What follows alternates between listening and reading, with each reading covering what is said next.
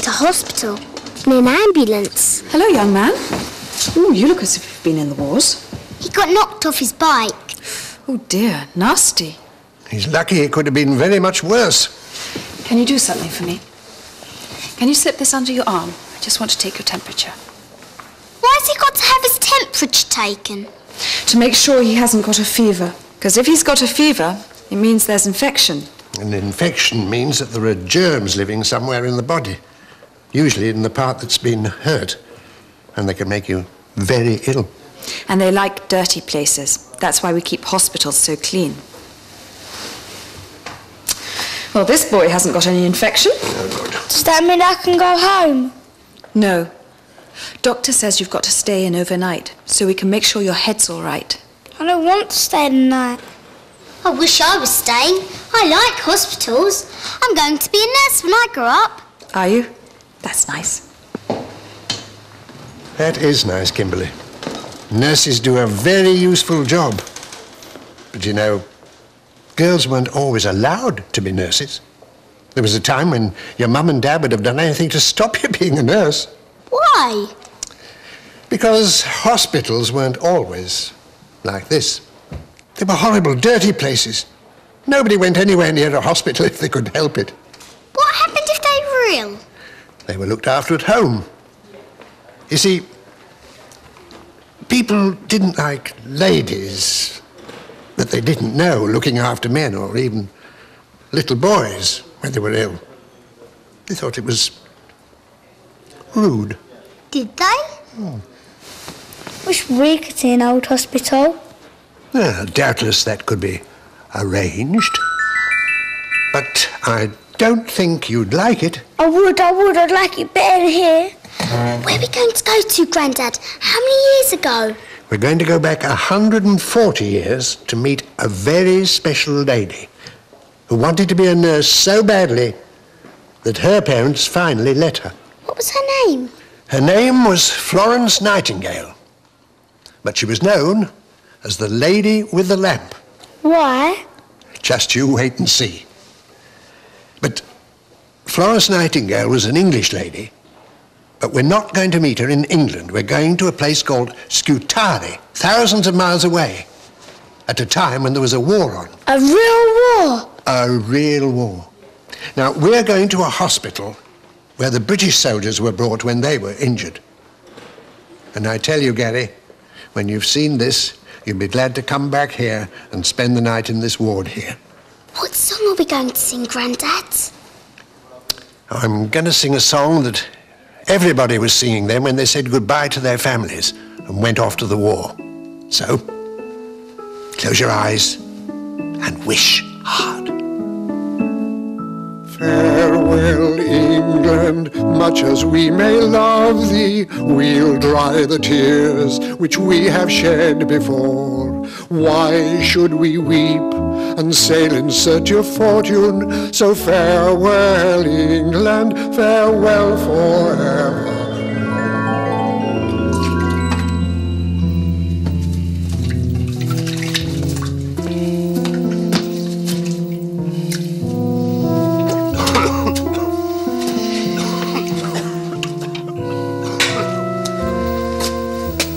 Grandad, this is awful.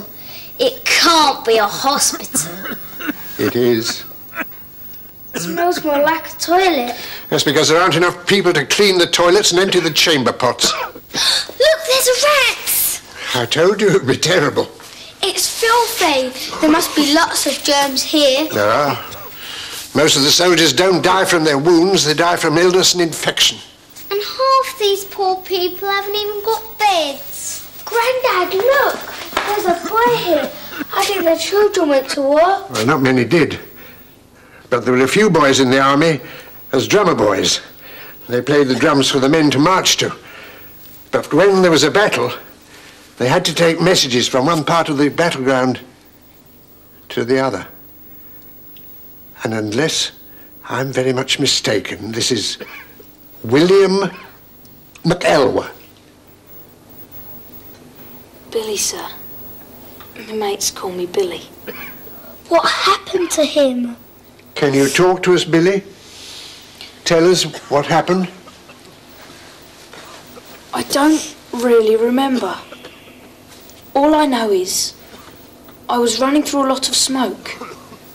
Next thing I knew, they was carrying me here, and I'd lost my leg. Lost your leg? A cannonball shattered it.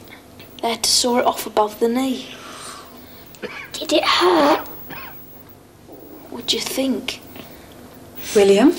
Oh, miss. Hello, miss. Miss Nightingale, how do you do? It's an honour to meet you. Children, this is Miss Florence Nightingale. How do you do? Excuse me. Miss Nightingale's just arrived from England with her nurses. She hasn't had time to do much yet. How are you feeling today, William? Not good, miss. I feel all dizzy, and my stump's all hot and throbbing. What's he mean his stump, Grandad? His stump's the part of his leg that's left, after they've cut off the bad bit. You have a fever, William. That means his wound's infected. How long is it since you had your bandages changed? They ain't changed them since they brought me here, miss. I'll see if I can find someone to help you, William. But why doesn't she do it herself? I thought she was a nurse. She can't do it herself. The doctors have told her she mustn't.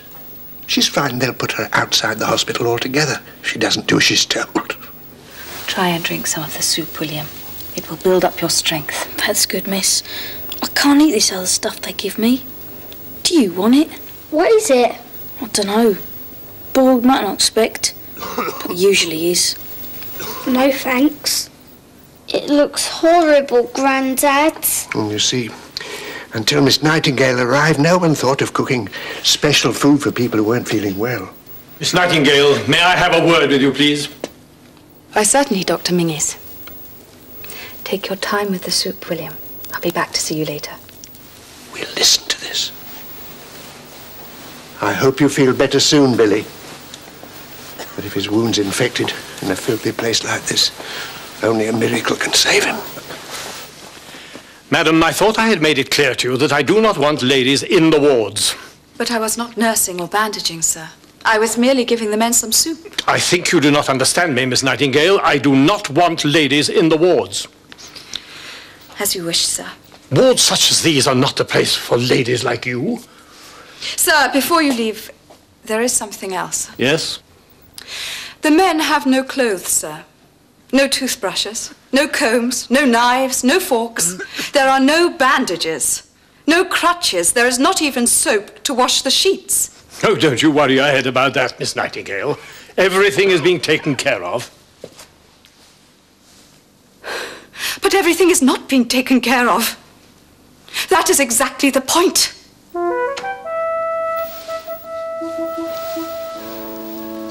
You see how difficult it is. But we'll see. We'll see. One day these silly men will realize how much we can help them. One day, God willing, my nurses will not just make soup and scrub floors. One day they will dress wounds and put splints on broken limbs. One day, this hospital will be a place fit for brave men.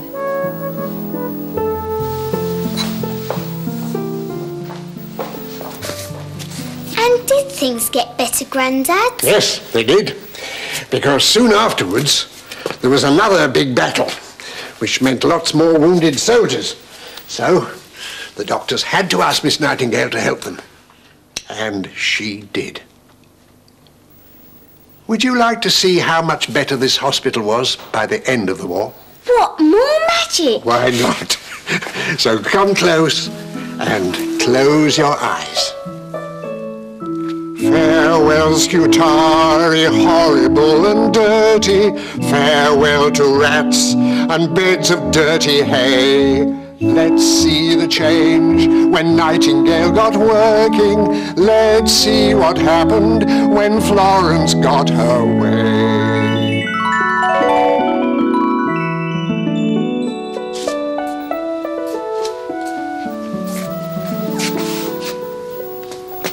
The smell's gone. This can't be the same place. It is the same place, but it's been cleaned and painted. And they've all got beds. And mattresses. And clean sheets. Did Florence Nightingale do this? Well, not on her own. She got other people to scrub the floors and paint the walls.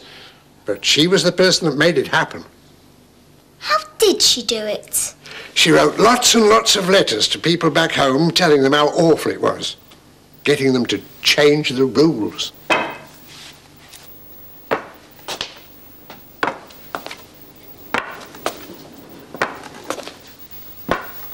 Hello. You was the ones come to see me when I was so ill. It's Billy! You see, he pulled through. Oh, I pulled through all right, thanks to the bird. Thanks to who? Miss Nightingale, of course. Why do you call her the bird? 'Cause Nightingale, bird. Nightingale's a bird, innit? Thank you, Miss Shaw. Yes, Oh, blimey, here she comes. If you could ask Better get into bed. She don't like people out of bed, don't Miss Nightingale. Night.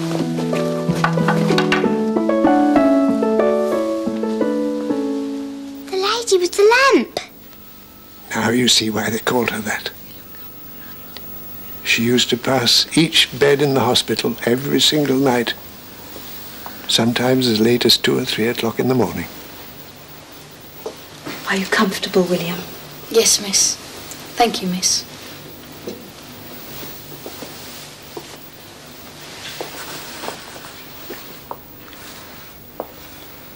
You see, he's kissing her shadow. She saved his life, you see. God bless you, Mum.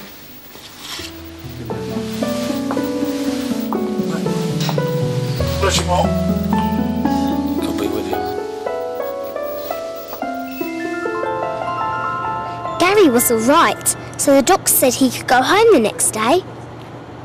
On our way to the bus, Grandad took us to see a statue of Florence Nightingale just outside the hospital.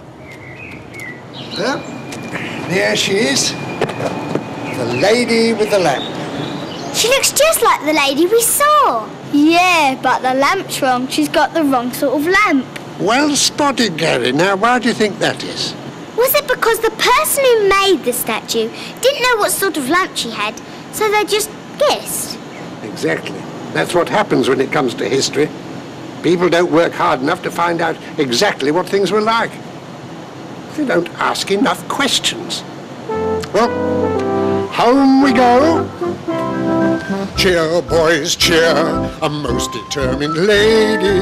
Cheer, girls, cheer, for Florence Nightingale. She led the way for women to be nurses.